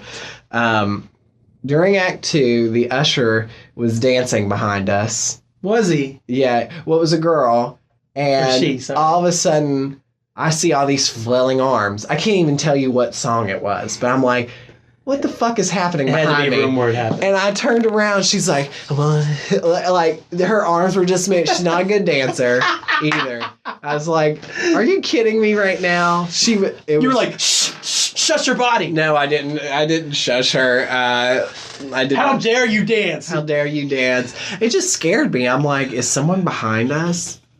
Like, it scared me. But yeah, she was crazy. I'm trying to think of some cool other things that they did with the lights.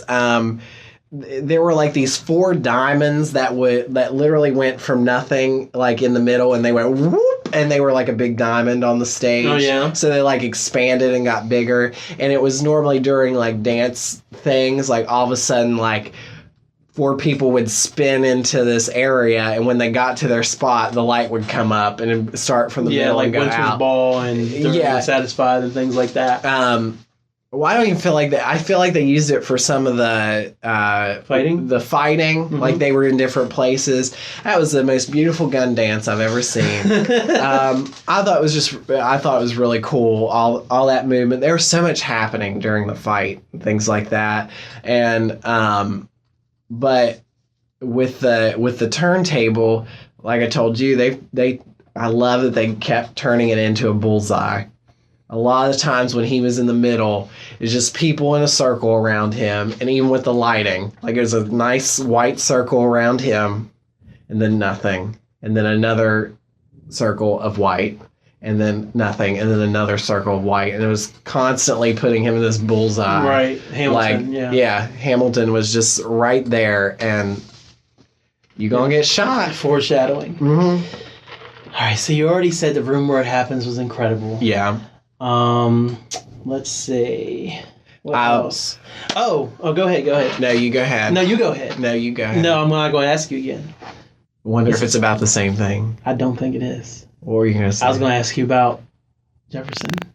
Oh, Jefferson was hilarious. He was so funny. Jefferson / Lafayette. Yeah, his Lafayette was good, but with the accent, it was kind of hard to understand. Yeah, and you gotta be able to flip that accent. Yeah, and I thought he did a great job.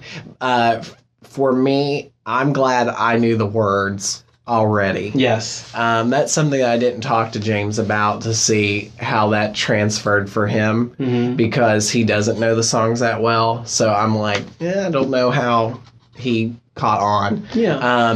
But him as Jefferson, he was hilarious. He hammed it up. He was so good.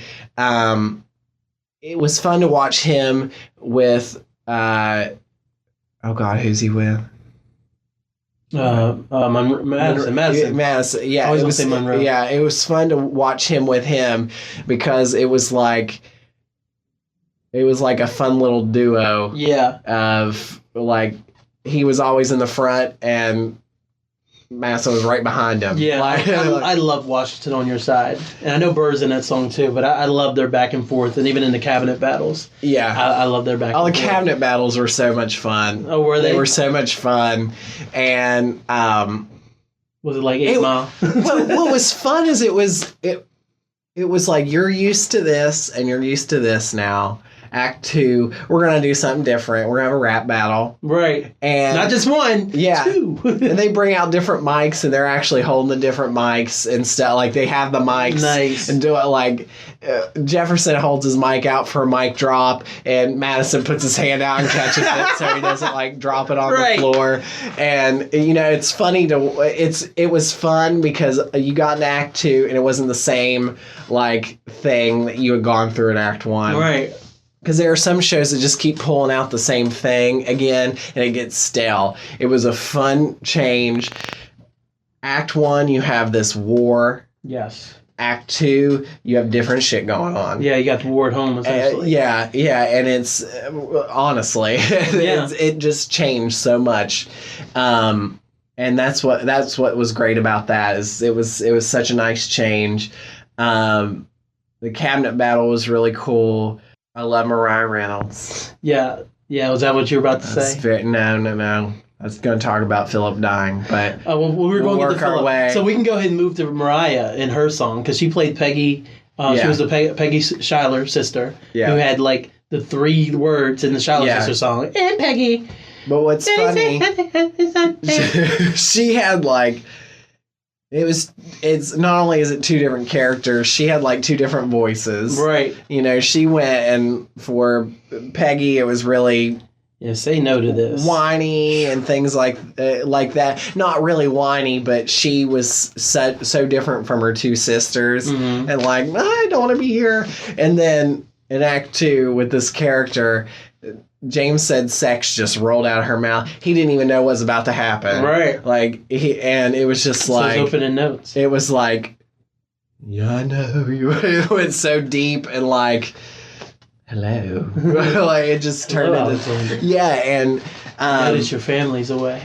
Even in her coming onto the stage, like that, the outer circle moves, and he's at his desk in the middle and like sitting still. She's just strutting her ass down that front thing, and Burr rides it around, so he like passes her, right? And it's like she's on a mission. Like, I know what I'm about to do.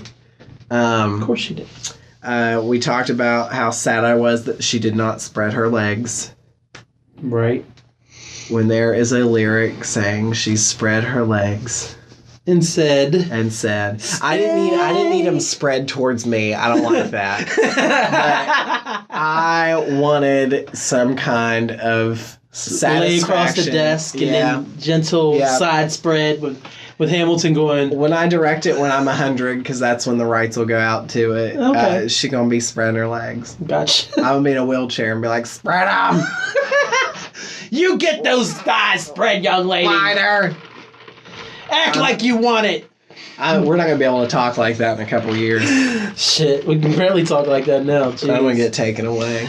I won't let that happen. But I thought that she was so good. I didn't like that her husband... I don't know if he was just doing something that night. I don't know if they gave him the go-ahead for that. Right. And someone needed to rein it back. Right. He was lisping. He's lisping. And it took it out of it. Because it's literally the only... Like, he has, like, 2 lines in the whole show. Which that guy plays a couple different characters, too. If you look at the program, he plays the dad. Okay. Skylar's dad. Skylar's sister's dad. Did he have any lines in the... No, but he has during the song, he's there with the sisters. And, gotcha. He's in the cabinet meeting at first because... He hadn't been defeated yet. Yeah. Then Schuyler didn't get defeated until before the second cabinet battle. Yeah, so the second one, you had... Madison ended up sitting there because Jefferson was battling. Right. So Jefferson was there at first. He got up, battled, and he sat down. But yeah, he came out and was like, I hope the flutter find you in good health. And it was completely different. At least that's what I heard. I thought I was having a mini stroke. And I'm like, and I kind of hope that everybody else got it too. And it wasn't just... Maybe he sounds like that. I don't know. I apologize, sir, if that's what you sound like. But I felt like he put on such a character. Right. It took you out of song. It is not your moment. Right. I know you only have 5 lines in the show, but it's about them, not you. Yeah. And I felt everybody wanting to laugh at it. And it was like... Now is not the time to laugh. Right, because Hamilton's making his huge mistake. I'm sure you are. I think he's the understudy for King George. Save that shit when you're playing George. Right. Well, and on the cast recording, I feel like whoever does the voice on on Say No to This. I feel like I've heard it somewhere else in the show. I don't know if it was Hercules Mulligan or who might have played. I don't know if he did James Reynolds or anything like that. But I could tell there's a continuity there on the cast recording. But yeah, for him to come out and do that, whether he was trying to ham it up or what, like, I mean, dude's already getting cheated on. He's trying to extort Hamilton. Yeah. And like he's coming in from this angle is like I know you're fucking my wife. I'm going to tell unless you pay me off. Like, you can't go and be like, hey, guy, I know you're fucking my wife, so why don't you... yuck. Why don't you pay up? Yeah, it was... Hamilton will punch him in the nose and be like, I'm going to keep fucking your wife now. You know? It took you out of it for a second. And it was weird. Mm-hmm. And I was glad that he had no other words to say. That's really weird. But he did that, and that song was really good, and it just broke your heart whenever the Reynolds pamphlet happens. Well, before Reynolds pamphlet, you had told me before that on King George's last song, I Know Him, that he actually becomes a part of Adam's administration, and he does other stuff. So now that you actually saw it live, like, tell me about what King George is doing, and then kind of get into... well, he sits down. They bring out a stool. Yeah, and he ends the song like John Adams, "Good Luck," and he sits down on a stool, which he has someone. They sit the stool down. And he goes, like, waves to like move it over. I'm not sitting there. I want to sit here. And they like slide it over, and he sits down on the stool at the last second, and then the song starts, and he kind of dances around to it. But then he disappears. There's a lot that goes on for 1 second. Yeah. And he's gone. I was like, okay, wonder where he went, because I know he dances across in a minute. He went to the top of the thing, and he has a copy of the Reynolds pamphlet, because when he publishes it, the whole ensemble's out there with a copy of it. Oh, shit. So they all have it, and they're doing different things around the stage, and King George is up on the top of one of the platforms reading it. And he works his way down the staircase, like, I love this. And he even has a moment, like, they put the spotlight on him, and he's like, and he... like walks right across in front of him and just kind of is like, I know what you did. Yeah, I'm so glad when the Americans screw up. Yeah, and they're ruining their own little country that they worked so hard to get. Exactly, and it's just it's a cute little moment where, you know, I'm wondering if they just kind of went, if Jonathan Groff in the original went, I want to do something here. Yeah. Like, can I do, or just did it, or something like that. I'm wondering whose choice that was, because it was just really funny, and it was a fun way to keep him in it for a second. Because that's the only time that we see him in Act 2, so it makes sense for him to be there a little bit longer, and kind of be rubbing in Hamilton and America's face.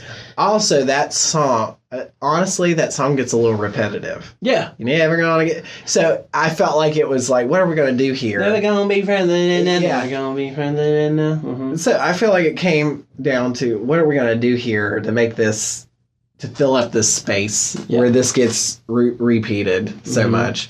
Because, it's not that long, Reynolds pamphlet. It's only 2 minutes, but it is a lot of repetition. Yeah. And I feel like that was part of it. I love the change from that, though, which is in the recording. Just from that to Burn. It's such a flip. And it's as jarring as you think it's going to be. Yeah. That is the easily, besides the end of the play, at the end of the musical, that is easily, once you hit Reynolds pamphlet, well, honestly, it starts with Hurricane. Once you hit Hurricane, which is a nice little piece of music, or go ahead. That was another moment where he was in the middle of the stage with light on it, and the whole outside was moving like he was in the middle of the fucking hurricane. And I was like, oh, this is good. In the eye of a hurricane, it is quiet. And that might be the best song he sings the whole show, honestly. Yeah. Even like Hamilton and Lin-Manuel, and I'm just speaking from that perspective. Yeah. It's just, it's a good moment for him. Mm-hmm. And it was just him in the middle of a light hurricane. It was really cool to be able to see him in that. That's another one of those lighting moments. And the lighting also did, like, Washington's office, like square. This is your playing space. Yeah. And it really cut that down too. Cut away the rest of the stage just to make you focus focus on on that there. one point. Yeah. Yeah. So you said Burn was beautiful, and you said you teared up during Burn, correct? Yeah, I did. Burn was just something. It's not one that I listen to a lot. I've listened to it. I love it. Not one I've listened to a lot. I just thought she was really good, and it just ripped your heart out. She's kind of like, I don't care about you anymore. Yeah, like, there's 3 moments I love think of. you, but I can't. I hate you. Yeah, there's 3 moments in the show that I'm thinking of off the top of my head where Eliza just comes in and she blows you away. And then the first one is Helpless. Yeah. This is the second one. Yeah. And then the third one is obviously The World Was Wide Enough, which is the or Who Lives, Who Dies, Who Tells Your Story. That's the last one that she comes in and she just wrecks you each time. Well, I'll talk about the last song last. Yeah. But we can transition into Philip from Burn and what she did there. I love the guy who played Philip because there's a difference between, and I've talked about this, playing at being a kid and like playing that you are a kid. And I feel like he played being a kid. And he's shorter than all of them, so it wasn't like he was the same height as his parents. He was shorter than them, and he seemed like a kid when he did his first little rap with them. And then when he got older, then he seemed like he was older. So he had a good arc of being able to play a kid, being able to play someone who's 18, and also being able to play this adult in Act 1. Right. And I thought he was a good actor. I thought he was really good. He didn't sound like he was like, I'm a kid now. Like, he didn't sound like that. Which is what they kind of do in the cast recording. Yeah, I felt like he was very, My name's Philip. I'm a poet. Yeah, I'm trying to be a kid. I didn't feel like he was trying to be a kid. I felt like there was a kid up there. Yeah. I'm excited when they make a movie, them actually finding some kid who will be cute to do that. Yeah. You know? It's too much to have a kid in the cast just for that one moment, though. You know, it's kind of like, So I'm glad that he plays a character through the whole thing. But he was funny. He did something that kind of hammed it up for a second, but it wasn't like, oh, that was too much. It was just funny. It was something a kid would do. He went running off stage like, yay, my dad loves me. Right. Like, it was just cute because he went running off. Everybody laughed. So did they do anything to make him look like, was he like on his knees? It looked like he was younger? No, he was literally just standing next to Hamilton, except he's supposed to be what? He just turned 9 in the show? Okay, I was just curious if they would do anything to show the effect. I think that's one thing that worked well, that he was short. Okay. It looked like he was smaller than them. When you find someone, because I think Lin-Manuel and Anthony Ramos, like I feel like they were kind of close in height. Yes. So it was like, I'm 9, but I'm the size of this adult. Right. It throws you off. Yeah. Which here's the thing, you get over that. That's something that you overlook, but at the same time, I'd be lying if I would say that it doesn't bother me sometimes. Right. And for someone who, I try to get over that stuff, some people who aren't used to going to theater can't get over that stuff as much. Yeah. They're like, oh, that was weird. We hear it all the time. But I thought he was really good. He got shot. I was like, oh, God, it's happening. Because, of course, you go to Blow Us All Away, which is Philip's song, and then you go into the Stay Alive reprise, which is... She just... Where is my son? I mean, he came in, and he already, like, tears you up, like him with Philip.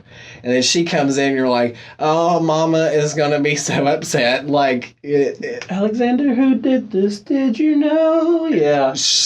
Like, Eliza. It becomes such a big moment. She came in, I got chills just from her going, like, I was like, oh, God. I'm seeing it in my head, yeah. And she comes from the back and just shoots right down the center of the stage, right to him.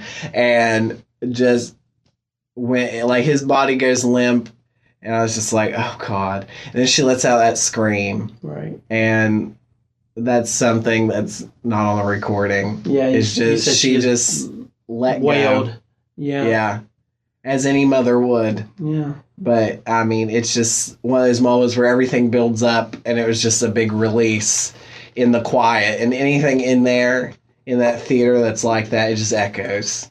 And it just ripped your heart out. And then the whole song, they sing about Quiet Uptown. Like, that was set. And what's nice is it's so dark and they are at the center in the front. Like, they were just there together. Yeah, reconciling. And the turntable moves and Angelica comes in that light. There are moments that the words don't speak. Like, and it's, I'm like, oh. And it's nice to have her sing that song. I love the fact that she is part of the family. She's there for her sister. She loves her sister. And she just sits there and is like, it's so, because Eliza does not talk. Yeah. She is so in mourning. And the moment she grabs his hand, more tears. That I love that song. Yeah. And when they go, forgiveness, it was just like, oh. Yes. And they hug each other at the end and they walk off. It's like she doesn't even want to be next to him. It's an obligation. And then, like, it feels like that was the moment that they needed to grieve. Yes. Like, all of a sudden, I forgive you. Our son is dead. Yes. Not my son is dead. We need to mourn this together, and we're not going to get over it until the two of us mourn it together. Yes. And, like, he, like, helps her off stage pretty much. And it's such a nice moment. And it's not their last moment together, but it's one of their last moments together. Yeah, it really is. Yeah. Which makes all the better their last moment. Best of wives and best of women, yeah. Yeah, because that's, I mean, you get back into politics, they, like, all the stuff with Burr happens. I can say that my first listen to the cast recording when the V came on, it was like, can we get back to politics? 'Cause I was a wreck. I was so going through it in my car driving around. Like, can we get back to politics? And then Madison's like, please. I was like, yes, like that's the perfect transition. It is. It is absolutely like is. Even talking about it now, like I was just like, we're in such a moment right now. Like, it just it just breaks you down, and it's that's one of those moments where it was like, I'm okay with that. Yeah. And what's funny about the show is it rips your heart out and then makes you laugh the next second. Yes. Those are good shows. Those are good shows that does that. That, like, good shows that do that. Like, that was one of them. That was one of those moments just perfect. And the anger that comes out of Burr from that point on. I was going to say, like, election 1800 on, he's rolling he gets to that finish line. So pissed. And I feel like that there is such a... It's like a train hauling ass, like at that moment, and it's all Burr, Burr. And like even when Burr tries to pull back a little bit in Obedient Servant, and he's like, and then Hamilton's like, I don't remember exactly what I said, but here's a bullet list of 30, and then like Burr's like, oh sweet Jesus, and then after that he's like, careful where you see, young man, me, my man. Which is when he gives the list. All the ensemble members line up, and he is handing papers, like, to the ensemble members. So it's like all these letters are coming, and they all, like, take it over and hand it to Burr. It's just like this stack is just building up. And it, of course, sitting back where we were, you couldn't see every look on somebody's face, but, like, you could just, it was fun. Yeah. And what's fun is they use the same desk, so it was, like, center, and, like, Burr got up and took his chair away, and it was like, now it's Hamilton's desk, and he brought his chair in. He's like, I'm all right. Right. And it was really, oh, dear Theodosia, like, when they both have their kids, that was another beautiful moment where these two diamonds came up, and they split center, and one came up, and Burr brought in a chair, and he's standing behind it, he sang a little bit, and then he sat down on the chair, and he's singing to Theodosia. And then another one came up on the other side, and Hamilton brings out his chair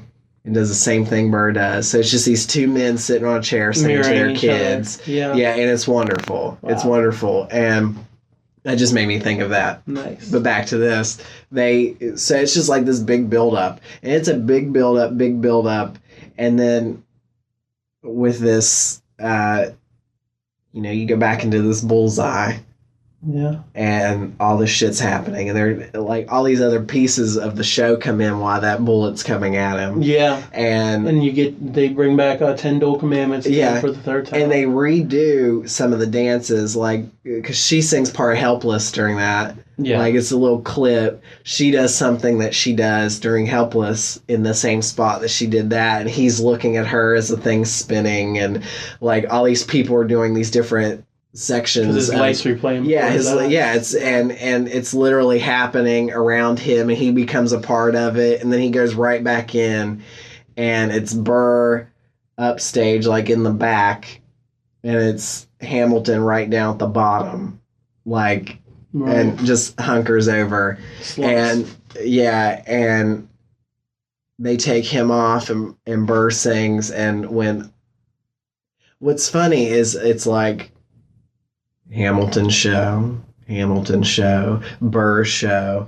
And one thing that honestly took me out a little bit was all of a sudden it was Eliza's show for the last song. Yeah. And it was odd to me, honestly, because Eliza's like, this is what I did for you, but then she did all that for him, not for her. But the show makes it like it's all about her all of a sudden. Right. That's weird to explain it like that, but literally she's like pretty much singing about when I can't wait to see you when I die. Like you've gone on to see all these people, which is really cool because the guy who plays Philip and Lawrence, she's like, you're there with Philip and Lawrence, and he shows up next to Hamilton in all white. Yeah. Like all of his costumes white. And then you're there with Washington, and he's in all white. And she talks about Angelica, and Angelica goes towards them, and she's like, I can't wait to be there with you. And then in the last moments, they have a moment in the middle, like she sees him. It's like she's going towards the light. Right. And the last moment of the show. She lived another 50 years. Yeah, and so she's lived all this time, and she's seen all these people go. It's like everybody's on the outer side of the circle. She goes to the middle, and it's like she's seeing him. It's like a Titanic She's moment. Exactly. Yeah. But she hasn't died yet. Mm-hmm. It's like she's walking towards him. So they have a little moment where they love each other in the middle. And then she goes to the center down at the bottom, and he like reaches out to her, and she reaches and takes one last breath. And that's the end of the show, is her dying. But it's like, which I like, but all of a sudden, like I said, it became about her. Yeah. It was her story all of a sudden. And I'm like, I wish she just would have went to him and they would have had a nice moment as a family or something like that. But literally, the last moment, they went big and like, she takes that breath, which I think is a beautiful thing. But I felt like, oh, it's about Eliza now. Yeah. You know, but...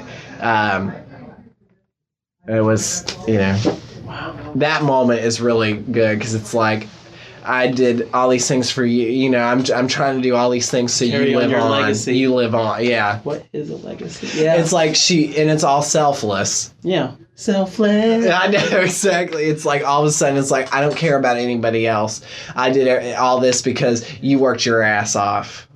And Washington was a good person, and this person was a good person. I did this for you. Yeah. It's not, I did this for you. It was, I did this for you. And it's, that's how that ended. It's a good ending because it's exactly what the show's doing. It's telling his story. Yeah. Well, Tyler, we are at 3:15 almost. Mm-hmm. So...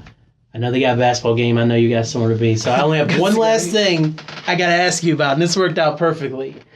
We didn't say shit about George Washington, and I've become a big fan of One Last Time, like in the performance that Christopher, his last name is escaping me right now, but Jackson. Thank you, Christopher Jackson did the show, and then at the White House, of course, in front of Obama and all that. So how was One Last Time? Because you told me it was quite unique for you. Well, I explained him as Uncle Phil. That's right. Off of Fresh Prince. Yes. He just struck me as an older gentleman. Mm-hmm. And he blew my socks off in that moment. Whoops. He was so good. Yeah. And it was like all of a sudden, I felt like I'm like, this old man can't fight during Act Right. 1. He sounds good. He sounded good through the whole thing. He was a good actor, but he had a quality in his voice that made him sound older too. And in that moment, I was like, oh, old man can't fight. Like, old man can keep up. I was like, this is good. And it was just, I just didn't expect him to have that in him. Which, of course, they hired him, so it better be in there somewhere. But, I mean, at the same time, it was like all of a sudden, like this little voice, which it wasn't a little voice either. I hate even saying that. Right. But it was like this normal voice turned into this big powerhouse. And that's what's fun is when you see this little girl playing Eliza going, ooh, I do, and then sing the shit out of some notes later. Yes. You know, and Angelica doing the same thing. You know, I think she may have the hardest songs in the show. Oh, she does. Like Lin-Manuel said that he couldn't even sing some of the stuff that was written for Angelica. Well, yeah, we understand that. yeah, because she has some hard shit to sing, but overall I thought the show was good. Yeah. If you won tickets tomorrow, go back and see it again this week, would you go? Oh yeah. Okay. Oh yeah. Yeah. Oh, if I won tickets, I'd rub it in everybody's face. I want some tickets. Hey, Kellen. Here's the thing. I now that I've seen it, I'm very glad that I saw it. I'm glad I didn't spend $400. I cannot imagine spending $400 to see a show right now. Yeah. I don't know if it's just the position I am in life, but I was like, I cannot. I don't care what it is. It would take a lot for me to spend $400. But if you have the money, go see it. If you can luck out and find the cheaper seats, go see it. If you can afford the cheaper seats, go, put your name in every lottery, because it's obvious when you see it why it's become such a big deal. Yeah. And it was obvious to me when I finally sat down and listened to it 2 months ago. Yeah. Oh, yeah. Yeah. Because like I said before to you and on here, I was like, I saw the Hamilton piece that PBS put together a couple years ago, and I was like, oh man, this looks awesome, and like hearing all the behind the scenes stuff and stuff, I was like, this is really cool, and hearing the music. But until you really put it together, even on the level of listening to the cast recording or ultimately going to see the show, you don't understand. No. Yeah. No, it's very good. Very, very, very, very good. Tyler said I could be Aaron Burr whenever he puts on the production, so we'll be 100 years old. He'll be yelling at poor Mariah to spread her I'm legs. going to be playing Mariah when I'm 100. Okay. That's fine. I couldn't sing it, but I'd try. It'd be the worst production ever. We'll be 100. Who cares? Right. Geriatric Hamilton. There you go. Geriatric Hamilton. They would make a lot of jokes that we were alive when he was. I could see it. For sure. I would take it, whatever. Well, thank you for being on my show, Thanks man. for having me. Hope you had a good time. Sorry I sound like this. No, you don't. You sounded good to me. Well, it's your voice, though. You know it better than me. Because I know there's times when I listen, I'm like, man, I sound rough. But other people don't hear it. Well, stuffy nose is not. I'm already nasal. I don't need anything to help. You were great. Great A guest, my friend. Bye, everybody. Bye, everybody.